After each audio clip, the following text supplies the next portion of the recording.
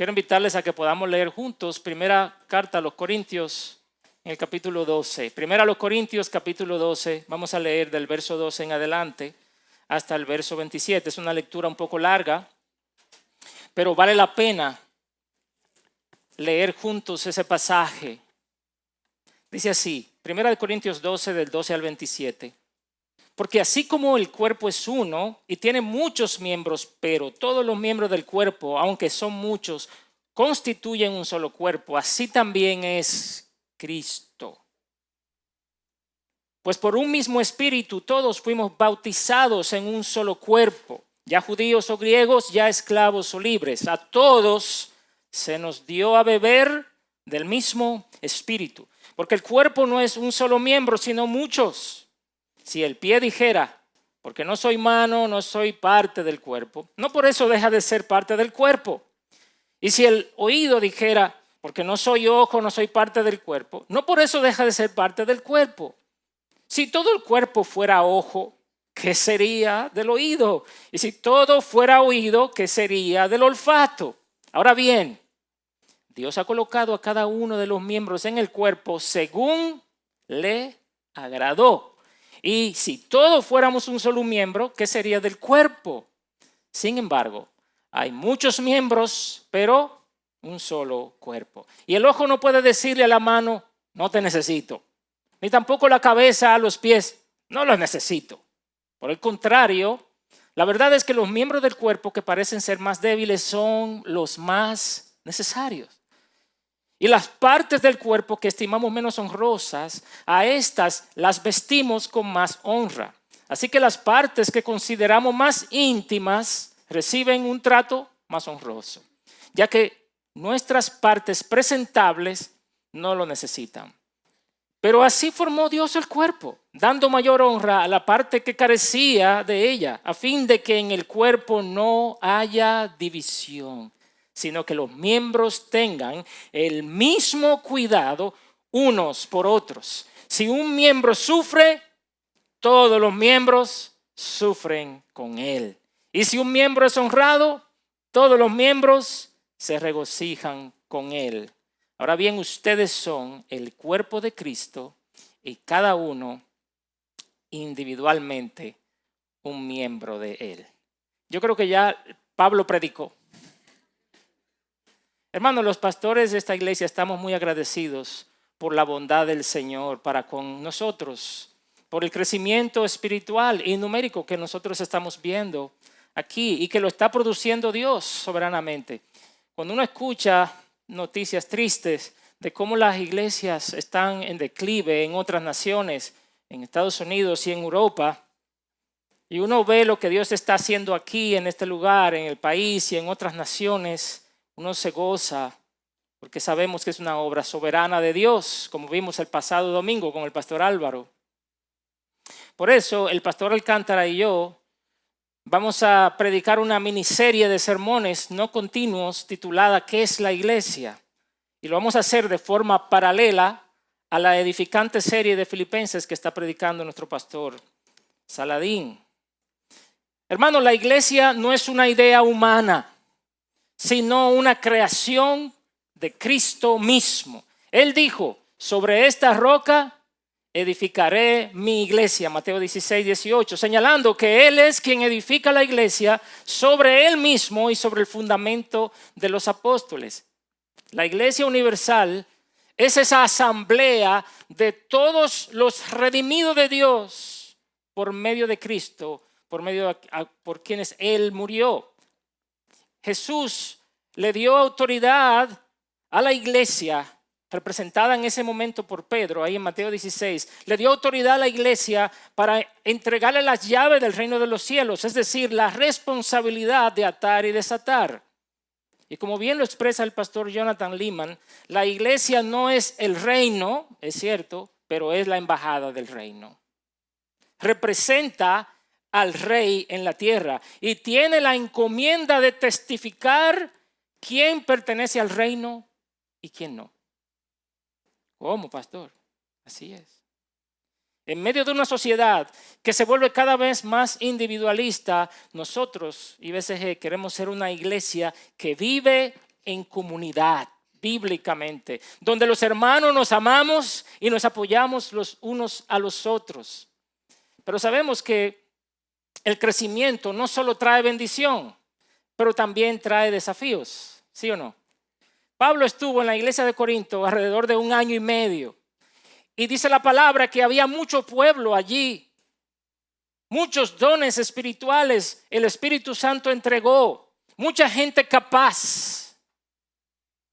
Pero también surgieron problemas y divisiones, ¿verdad que sí? Unos sentían celos por los dones y las habilidades que otros tenían. Algunos se sentían poco importantes por no tener, papeles relevantes en la iglesia o porque no tenían un ministerio visible. Y otros se creían superiores y pensaban que el cuerpo giraba en torno a ellos. Eso era en Corinto, pero nosotros no somos muy diferentes a ellos, ¿verdad que sí, hermano? No somos muy diferentes a ellos. Y si somos honestos, tenemos que confesar que luchamos con las mismas tentaciones. Y por eso yo quiero que estudiemos este pasaje en esta mañana y quiero predicar este texto bajo el título La iglesia es el cuerpo de Cristo. Y mi intención es que nosotros podamos gozarnos en la diversidad, ocupar nuestra función y que podamos promover la unidad verdadera que consiste en cuidarnos y amarnos unos a otros. Y vamos a ver este pasaje en 3 puntos principales, como todo mensaje, ¿verdad? Tiene que tener 3 puntos principales. Pero antes déjenme darle un poquito del contexto del pasaje. La ciudad de Corinto era una ciudad que culturalmente apreciaba mucho el reconocimiento, el éxito. Era una sociedad griega, ¿verdad? Ellos valoraban mucho el dinero. Era una cultura de celebridades. Nos suena a nosotros eso de la cultura de celebridades porque hoy vivimos en una cultura de celebridades. Es decir, todos alaban a los exitosos y todos quieren ser como los exitosos. Por eso que las redes sociales son tan impactantes. Nosotros vemos a los exitosos y la alabamos, mira fulano, y queremos ser como ellos. Pero la sección que vamos a predicar hoy, del versículo 12 al 24, es parte de un tema más amplio que Pablo viene hablando acerca de los dones espirituales, que comienza en el capítulo 12, verso 1, y se extiende hasta el capítulo 14. Pero específicamente en los primeros 11 versículos, si tú miras arriba, antes del 12, Pablo dice que hay variedad de dones, pero que todos vienen del mismo Espíritu Santo. Es decir, es el Espíritu Santo que reparte soberanamente a cada creyente los dones para el provecho común. Por eso los corintios no debían estar divididos según los dones que habían recibido, porque si era el Espíritu Santo que se lo había dado y no por ningún mérito, entonces no tiene sentido estar divididos ni tener un alto concepto de sí mismo por el don. Ahora, para explicar este concepto que yo acabo de dar de muchos dones y un solo espíritu, Pablo compara a la iglesia con un cuerpo humano. Un cuerpo que tiene muchos miembros, pero que funciona en perfecta unidad. Y esto nos lleva a nuestro primer punto. La iglesia es el cuerpo visible de Cristo. Mira el versículo 12. Porque así como el cuerpo es uno y tiene muchos miembros, pero todos los miembros del cuerpo, aunque son muchos, constituyen un solo cuerpo, así también es Cristo. Es una analogía interesante que Pablo está usando. Un cuerpo, pero muchos miembros. El cuerpo es una unidad, pero tiene muchos miembros. Esta analogía presenta tanto la diversidad como la unidad y veremos esos 2 puntos más adelante. No es la primera vez que Pablo utiliza el concepto de cuerpo, ¿verdad? A través de la carta, si nosotros miramos un poquito más hacia atrás, en el capítulo 6, verso 15, el apóstol dice, ¿no saben que sus cuerpos son miembros de Cristo? ¿Tomaré acaso los miembros de Cristo y los haré miembros de una ramera? De ningún modo, ¿te das cuenta? Sus cuerpos son miembros de Cristo. Y esto es una realidad tan grande que Pablo dice que si uno de nosotros fornica, es como si tomara un miembro del cuerpo de Cristo y lo expusiera a una relación fornicaria. Eso es terrible. Más adelante, hablando de los creyentes, o hablando de que los creyentes no pueden participar en los sacrificios a los ídolos y en la mesa del Señor, Pablo compara a los creyentes con el pan, y lo vamos a ver un poco más adelante en la hora de la mesa del Señor. Los creyentes son ese pan, ese cuerpo, símbolo de Cristo. Mira, 1 Corintios 10, 16, 17. La copa de bendición que bendecimos no es la participación en la sangre de Cristo. El pan que partimos no es la participación en el cuerpo de Cristo, puesto que el pan es uno. Nosotros, que somos muchos, ¿qué dice él? Somos un cuerpo. Pan, nosotros. Porque todos participamos de aquel mismo pan. Pero, a ver, ¿de qué aspecto de la iglesia está hablando Pablo? ¿Está hablando de la iglesia universal o de la iglesia local? Yo pienso que está hablando de las dos, pero muy especialmente de la iglesia local. En la práctica, es en la iglesia local donde se vive, donde se sufre y donde se disfruta ser parte del cuerpo. La iglesia universal usted no la conoce. Solo Dios conoce la iglesia universal. La unidad y la diversidad no se prueban en la teoría, sino en la comunidad. Y si tú observas bien el versículo 12, al final del versículo 12, Pablo dice, así mismo es Cristo, no dice así mismo la iglesia. Como el cuerpo tiene muchos miembros, así mismo es Cristo. ¿Y por qué en lugar de decir así mismo la iglesia, dice así mismo es Cristo? Porque en este contexto es lo mismo. Ser miembro de Cristo es ser miembro de la iglesia. Y ser miembro de la iglesia es ser miembro de Cristo. Si observas bien, la iglesia es lo que se puede ver de Cristo, lo que Pablo está diciendo aquí. A ver, ¿cuántas personas han visto a Cristo físicamente en esta generación? La iglesia es el cuerpo visible de Cristo, hermanos. Esta es una tremenda responsabilidad. Piénselo. Los creyentes son las manos visibles de Cristo, los pies de Cristo, su boca, sus ojos y sus oídos. Esos somos nosotros, los creyentes. La iglesia es la que lleva a cabo la obra de Cristo aquí. Es el medio a través del cual Cristo se manifiesta en el mundo. Eso es una responsabilidad tremenda. Hermano, la iglesia no es un club. La iglesia no es una ONG. No es una asociación de familias. Es la embajada del cielo en la tierra. Entonces, ¿qué es cada cristiano? Es un embajador. Cada cristiano lleva la imagen de Cristo y representa su reino.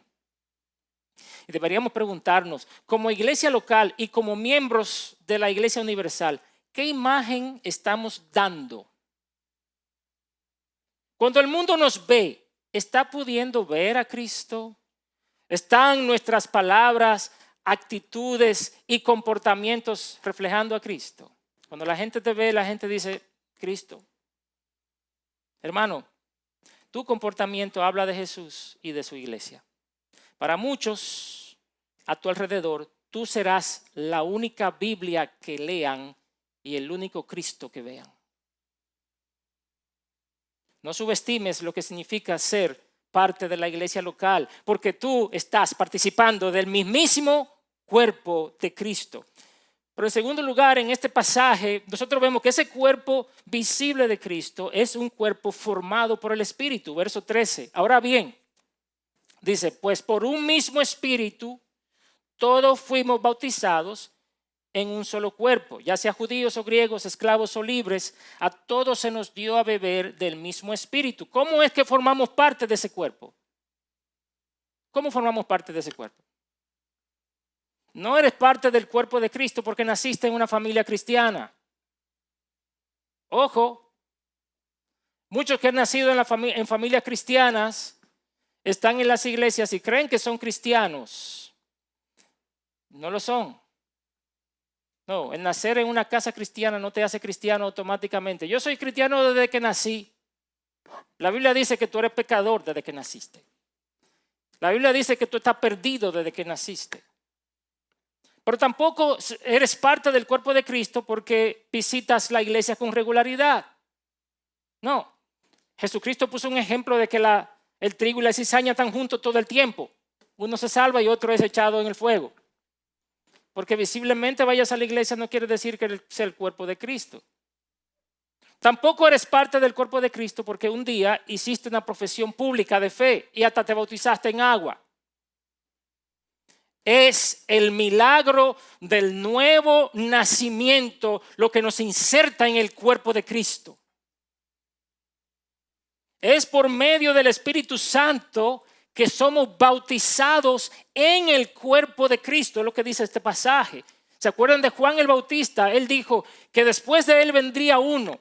¿Qué haría ese? Que bautizaría con Espíritu Santo y fuego. ¿Y quién es ese? Es Cristo. Y ese bautismo en el Espíritu Santo les es dado a todos aquellos que han creído en Cristo y se han arrepentido de sus pecados, sin importar su raza, no importa que sea judío o griego, sin importar su trasfondo religioso, no importa que tú seas católico, protestante o musulmán o lo que sea, y sin importar su condición social. Dice Pablo, esclavo, libre, pero también rico, pobre, lo que sea, no importa todo eso. Si has puesto tu fe en Cristo, el bautismo del Espíritu Santo te es dado. ¿Qué significa que fuimos bautizados en un solo cuerpo? Eso significa que el Espíritu Santo nos unió a Cristo y nos unió a los demás creyentes. Hay gente que está feliz con estar unido a Cristo, pero no está muy feliz con estar unido a los demás creyentes. No, Cristo y yo somos dos contra el mundo. No funciona así. Tú no fuiste unido a Cristo solo, tú fuiste unido al cuerpo de Cristo. Así funciona. Ese es el bautismo con que hemos sido bautizados. No hay cristianismo sin iglesia. Yo sé que usted está diciendo, algunas personas piensan, sí, se puede ser cristiano sin iglesia. Y eso está tomando mucha fuerza. Incluso hay páginas web que usted puede decir, mira, los cristianos que no vamos a iglesia. Sí, podemos ser cristianos sin iglesia. Es como decir que tú me quieres mucho a mí, pero no quieres a mi esposa, Betty. Hermano, si tú me quieres a mí, tienes que querer a Betty porque ella y yo somos uno. No, yo no quiero saber de tu esposa, pero yo soy amigo tuyo. Usted no es amigo mío, no. Y no solo porque se trate de ella es muy especial, es que se trata de Cristo y su iglesia. ¿Saben por qué murió Cristo? Él murió por mí. Sí, Él murió por su iglesia. Pero nos gusta sentir que murió por ¿quién? Por mí solito. Cristo murió por mí solito. Cristo murió por su iglesia, fue. ¿La quiere o no la quiere?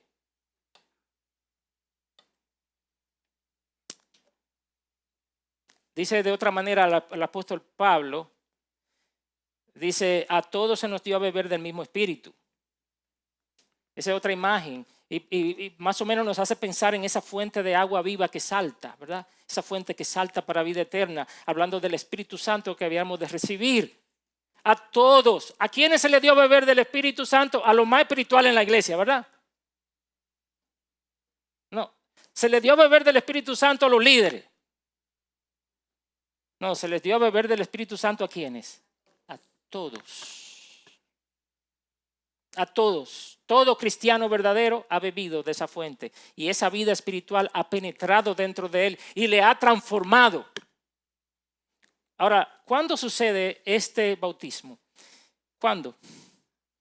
Algunos dicen, no, tú tienes que ser muy espiritual, ayunar mucho y orar mucho para que venga el bautismo del Espíritu Santo. Pero el bautismo del Espíritu Santo sucede al momento de la conversión. Todos los verdaderos creyentes han sido bautizados por medio del Espíritu. De lo contrario, no serían parte de la iglesia. Y si tú no estás seguro, oye bien, si tú no estás seguro de que tú has experimentado ese nuevo nacimiento, si tú no estás seguro o segura de que has experimentado un bautismo espiritual, arrepiéntete de tus pecados, abandona toda confianza en tu propia moralidad, en tus obras religiosas, en la familia de donde tú viniste, en tu bondad personal y pon toda tu confianza en Cristo como tu Salvador. La iglesia es el cuerpo de Cristo, hemos visto. formado por el Espíritu Santo, pero la analogía que Pablo está usando aquí enfatiza dos aspectos de ese cuerpo, la diversidad y la unidad. Y esto nos lleva a nuestro segundo punto. La iglesia es un cuerpo diverso. La iglesia es un cuerpo diverso. Mira el capítulo 12, verso 14. Porque el cuerpo no es un solo miembro, sino que muchos. Aquí está enfatizando la diversidad, la variedad. Esta frase abre paso a una verdad fundamental. La iglesia de Cristo es diversa. Mira a tu lado. Mira la cara, los cabellos, la forma de la nariz de la persona que está al lado tuyo. ¿Cómo es la iglesia? Diversa. La iglesia es diversa. Ahora, para que el cuerpo funcione, debe haber variedad de miembros con distintas funciones. Si tú quieres que un cuerpo verdaderamente funcione. Y lo primero que vemos en este versículo es que es un cuerpo con muchos miembros. 4 cosas que se desprenden de este versículo 14. Primero, o 3 cosas. Primero, un solo miembro no hace cuerpo. Por más dones y capacidades que un miembro en particular pueda tener, él solo no hace cuerpo. Hermano, los pastores no hacemos iglesia. Los pastores somos parte de la iglesia. Usted está predicando solo en un cuarto. Eso no se llama iglesia. Eso se llama un tipo medio loco predicando en un cuarto. Número 2, que se desprende de este versículo 14. La iglesia local no puede tener un solo miembro. Por eso cuando hablo con Kenneth, que estamos allá trabajando en guerra, le digo, Kenneth, tenemos que saber quiénes son los que son cristianos. Porque no podemos abrir una iglesia con un solo miembro. La iglesia debe haber, para que sea iglesia debe haber más de uno. Pero una tercera implicación de este versículo es que un miembro solitario no es el cuerpo. Y voy a enfatizar eso una vez más. Un miembro solitario no es el cuerpo. Si tú no formas parte de la iglesia, probablemente tampoco formas parte del cuerpo místico de Cristo. Eso para aquellos que dicen, yo puedo estar sin iglesia. Ahora, en segundo lugar, Pablo nos trae una ilustración graciosa con implicaciones muy serias, de los versículos 15 al 17. Una ilustración graciosa con implicaciones muy serias. Y para explicar la importancia de la diversidad en el cuerpo, Pablo usa el recurso de la personificación. Ustedes saben lo que es la personificación. Se le da cualidades humanas a objetos que no son necesariamente humanos. Y eso lo hace el autor para crear imágenes vivas en nosotros los lectores. Pero yo creo que Pablo también está buscando como de darle algo, un tono gracioso a la carta, como algo jocoso. Ahora, ¿tú te imaginas un pie hablando? O sea, piensa en un pie hablando. Porque no soy mano, no soy del cuerpo. ¿Te imaginas eso? Ahora, esta es más difícil de imaginarse. Una oreja. ¿Cómo hablará la oreja? Yo no sé. Porque no soy mano, porque no soy ojo, no soy del cuerpo. ¿Tú te imaginas esto? Un ojo gigante corriendo en medio de nosotros. Los niños que han visto la película de Monsters, Inc. recordarán a Wazowski, ¿verdad? Mike Wazowski. Por más bonito que sea el ojo, puede ser azul o verde, lo que sea, un ojo caminando aquí es algo monstruoso. Ahora, lo mismo pasaría con una oreja gigante, una oreja grande de este tamaño. Esa oreja ni huele, ni habla, ni camina, solo escucha. Pero Pablo escoge estas partes, el pie y la oreja, con intencionalidad. ¿Por qué escoge estas dos partes?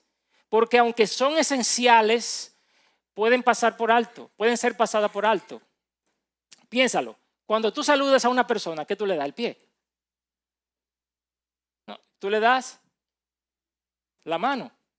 Los pies cargan todo el peso del cuerpo y nos llevan a todos lados, pero ¿quién se luce más? De hecho, cuidamos más la apariencia de la mano que de los pies, por lo menos los hombres. Yo sé que las mujeres van a su spa y van a su pie y se pintan las uñas como que si van a andar recibiéndola. Pero generalmente cuidamos más la mano que los pies. Pasa lo mismo con el oído. Difícilmente tú escucharás a alguien decir, oye, lo que más me enamoró fue las orejas. ¿Has escuchado tú eso alguna vez? No, generalmente ¿qué decimos? Fueron los ojos. Pablo está tomando esas dos partes del cuerpo intencionalmente, porque aunque son importantes, son pasadas por alto. No. Con relación a las orejas, ¿dónde están las orejas? A los lados. Y qué bueno, ¿verdad? Porque usted se imagina que eso fuera lo primero que la gente viera delante de usted. Es como si Dios dijera, las orejas son muy útiles, pero vamos a ponerla un poquito para que no se noten tanto. Cada parte del cuerpo es vital, aunque no todas sean visibles o llamativas. Hay hermanos que son como los pies, sostienen la iglesia con su servicio y con su fidelidad, aunque no están aquí en la plataforma predicando. Hay hermanos que son como las orejas o como los oídos, atentos, son equilibrados, discretos, no brillan, pero sin ellos la iglesia pierde su estabilidad. ¿Usted ha tenido un problema en un oído alguna vez? Como que se va de lado. Y a lo que nos ha dado el cosa del vértigo, eso. Es un problemita en el oído que tú tienes. Dios mío, yo no he visto una cosa tan mala como esa. Hermanos, la diversidad en la iglesia no es un problema que hay que resolver, sino un diseño que hay que celebrar.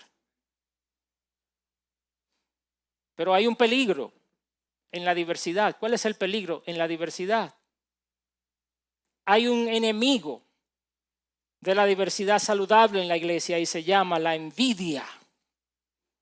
La envidia ministerial. Una envidia que muchas veces se disfraza de falsa humildad o complejo de inferioridad. O sea, ¿dónde lo vemos eso en el pasaje? Usted ve el pie está allí en una esquinita, solito y triste, y diciendo, como yo no soy mano, yo no soy parte del cuerpo. O la orejita que está allí deprimida y dice, yo no luzco tan bien como el ojo, por eso no me considero parte del cuerpo. ¿Entiendes la imagen que está tratando de Pablo de poner en nuestra mente? En la iglesia, Dios ha puesto miembros con funciones, capacidades y dones vitales para la salud de la iglesia, pero no lucen tan especiales como otros, pero son vitales. Hermanos, aquí hay gente que si no hiciera lo que hace, usted no pudiera estar sentada ahí donde está. Usted no escuchara mi voz. Aquí no se pudiera estar si esos hermanos y hermanas no hacen lo que hacen. Y yo lo digo francamente, si no fuera por un grupo de personas, y yo sé que muchos no me lo dicen pero oran, pero si no fuera por un grupo de personas que oran por mí, yo no pudiera predicar la palabra. Quizás esos hermanos que son como el pie y la oreja no tienen dones públicos. Quizás tú no tienes un don público y tú piensas, yo no hago nada en esta iglesia porque ni sé predicar, ni sé cantar, ni nada de eso. Bueno, tal vez tienes un sentimiento de inferioridad, pero muchas veces es envidia a aquellos que tienen dones más visibles. Pero aunque tú pienses, hermano, aunque tú pienses que no eres parte de este cuerpo, si tú estás en Cristo, tienes una función importante en este cuerpo. Oye bien, tú tienes una función importante en este cuerpo. ¿Por qué? Porque Dios te puso aquí. ¿Cómo yo sé que Dios te puso aquí? Por el versículo 18. El versículo 18 dice, ahora bien, Dios ha colocado a cada uno de los miembros en el cuerpo según le agradó. Tituá, dicen en mi campo. Según le agradó. A Dios le agradó que fueras pie y no mano. A Él le agradó que fueras oreja y no ojo. Como dice Efesios 4 y 7. Hay un solo cuerpo y un solo espíritu, así como también ustedes fueron llamados en una misma esperanza de su vocación, unidad. Verso 7. Pero a cada uno de nosotros se nos ha concedido la gracia conforme a la medida del don de Cristo. ¿Tú lo quieres más claro de ahí? ¿A quién se le ha concedido la gracia? A cada uno. ¿Conforme a qué medida? A la medida del pastor Eduardo. No, que yo quiero predicar como Saladín. No, pero que a ti no te llamaron a predicar.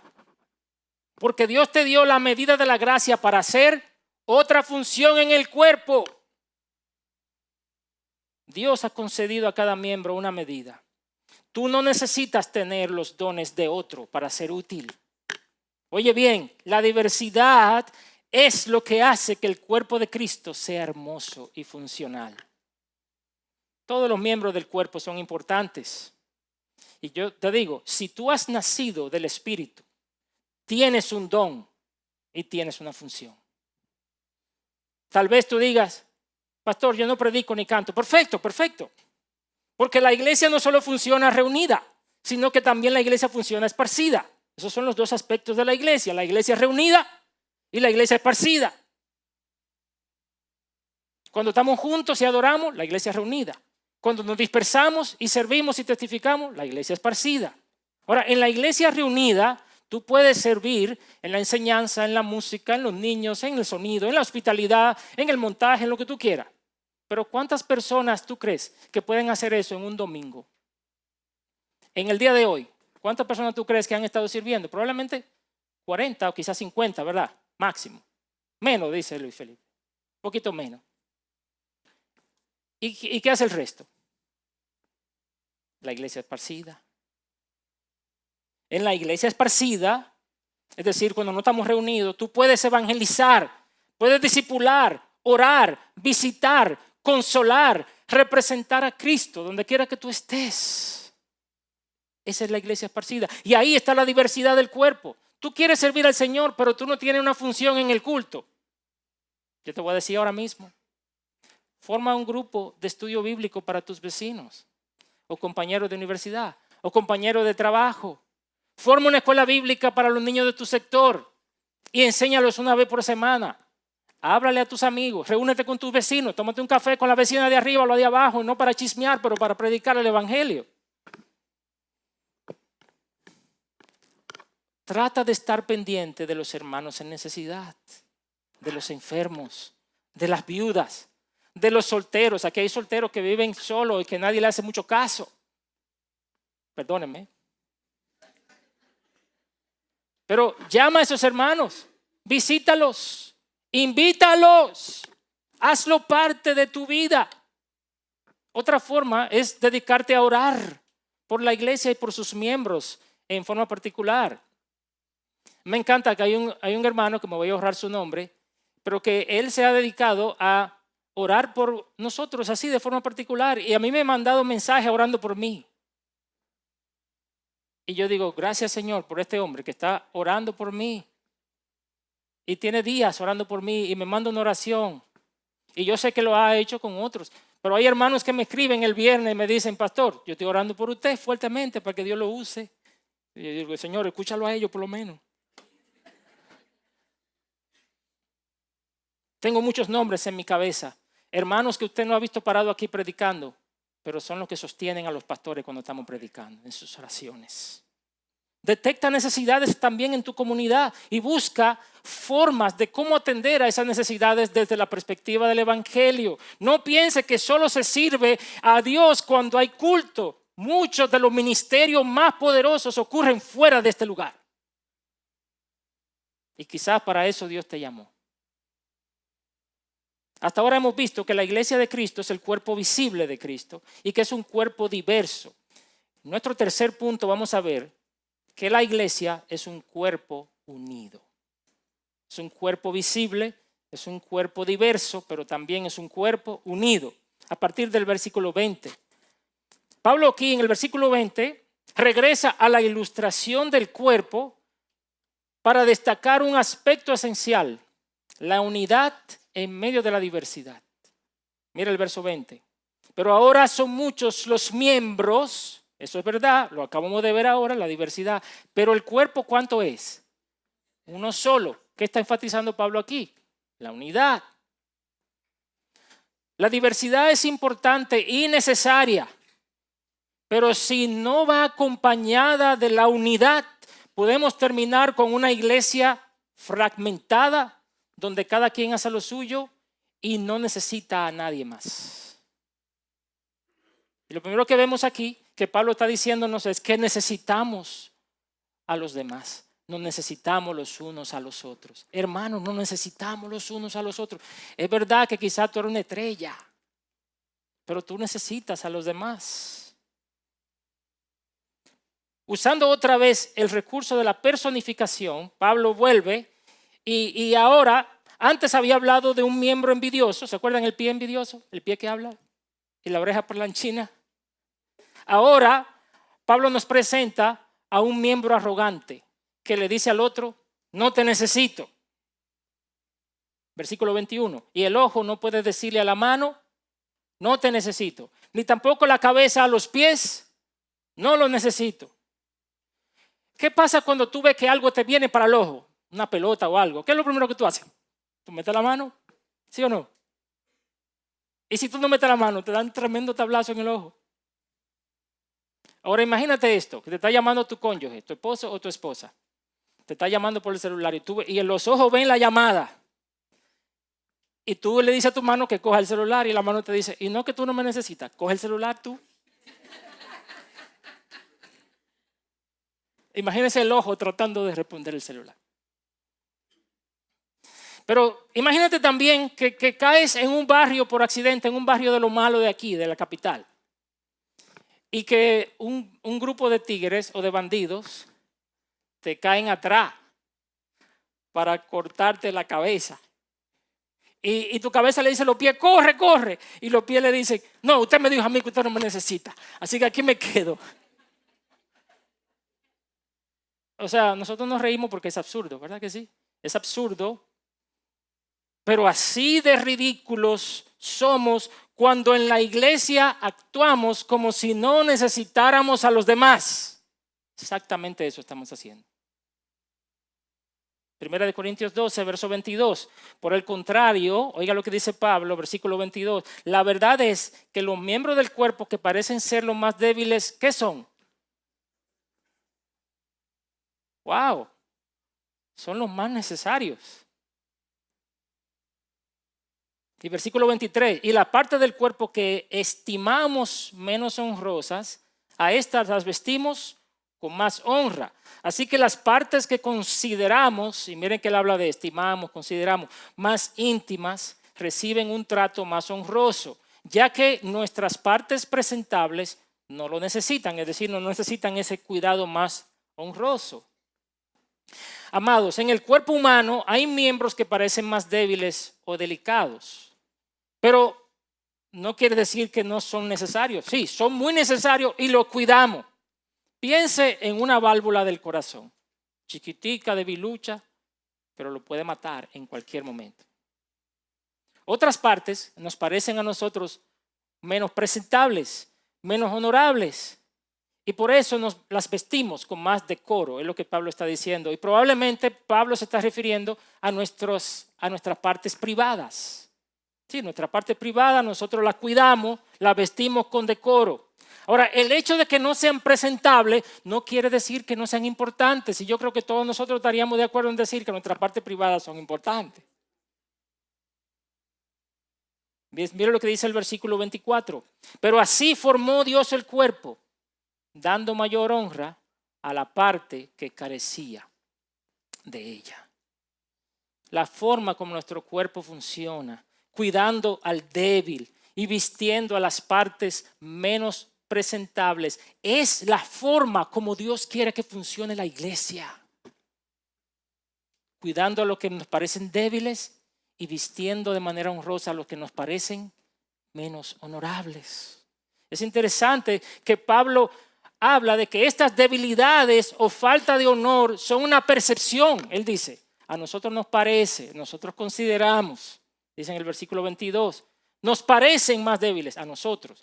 Versículo 23, estimamos menos honrosa. Versículo 24, consideramos menos respetable. Todo es percepción. Yo percibo que aquella persona es débil. Yo percibo que aquella persona es no presentable.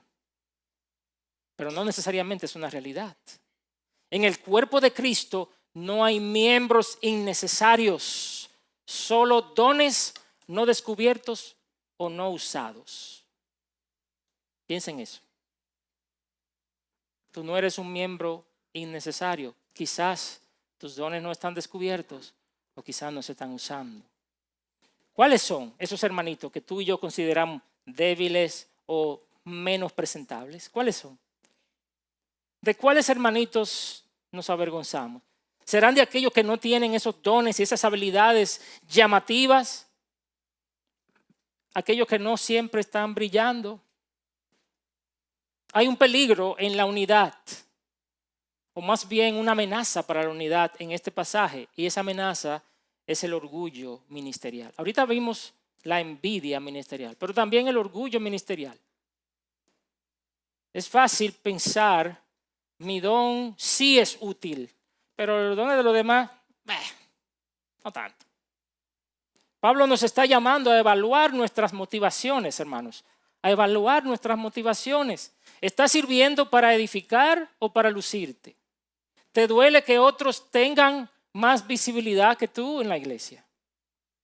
Por eso Pablo amonesta a los creyentes en Roma. Mira Romanos 12, 3 al 5. Él dice, porque en virtud de la gracia que me ha sido dada, digo a cada uno de ustedes que no piense de sí más de lo que debe pensar, sino que piense con buen juicio, según la medida de fe que Dios ha distribuido a cada uno.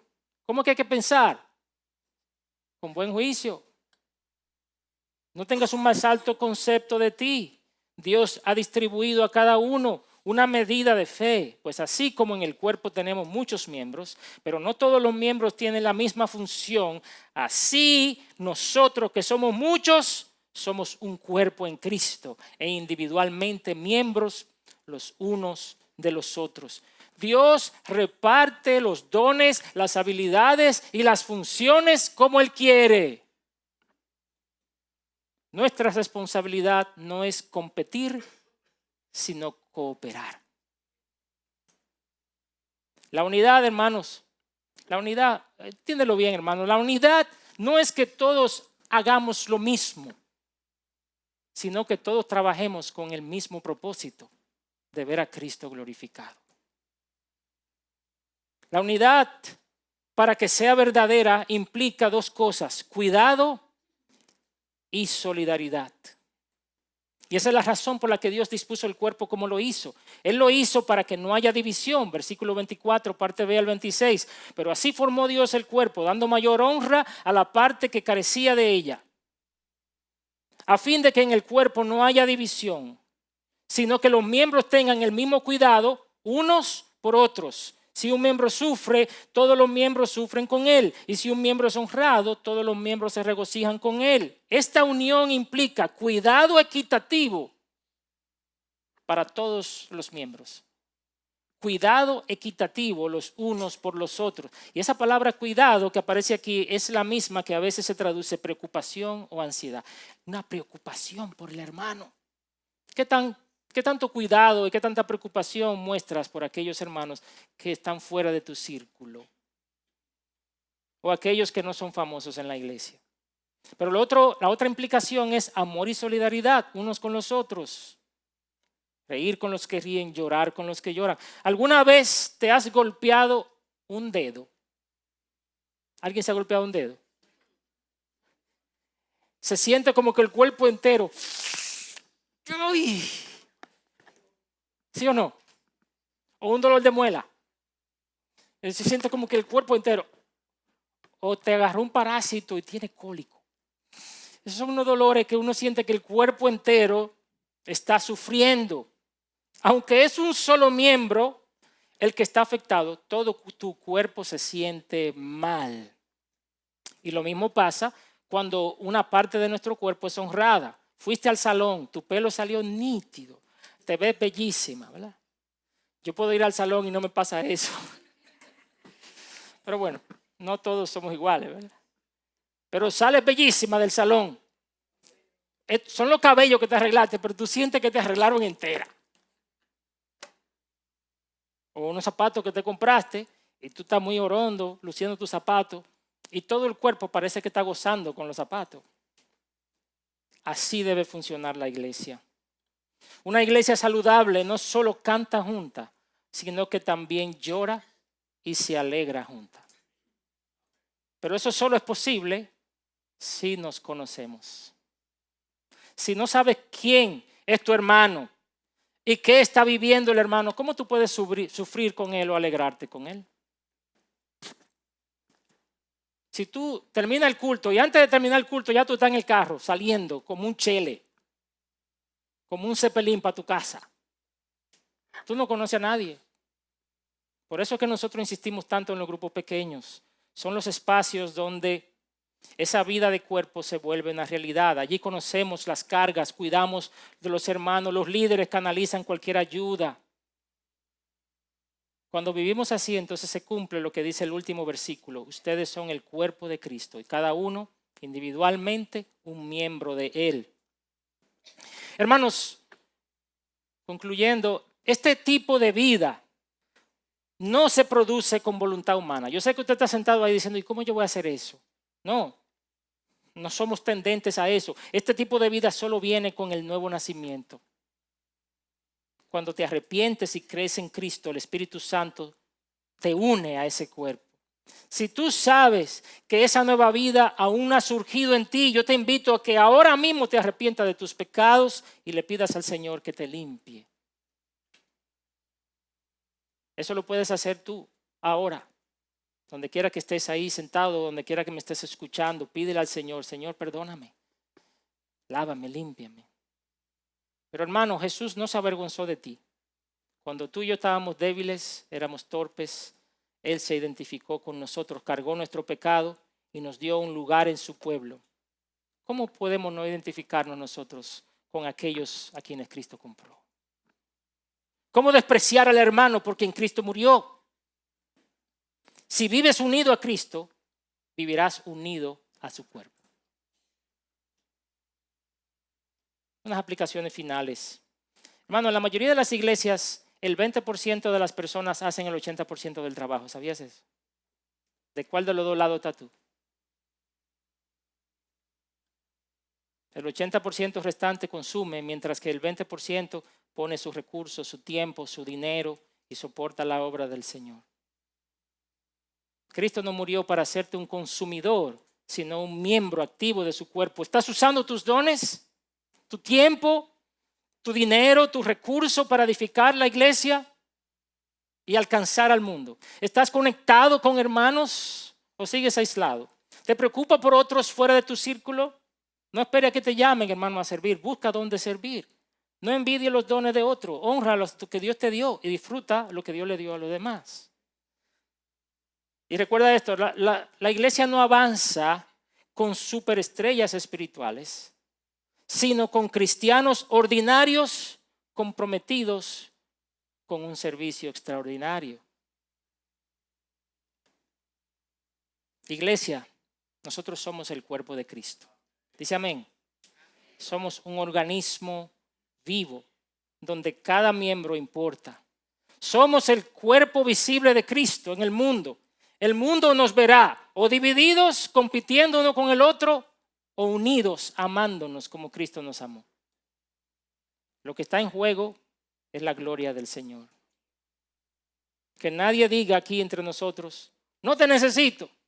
Y que nadie piense, nadie me necesita. Todos fuimos comprados con la misma sangre y todos fuimos puestos en este cuerpo por el mismo Espíritu. Así que, manos, a servir, pies, a caminar, ojos, a velar, boca, váyase a animar, corazón, a amar. Somos uno en Cristo, hermanos.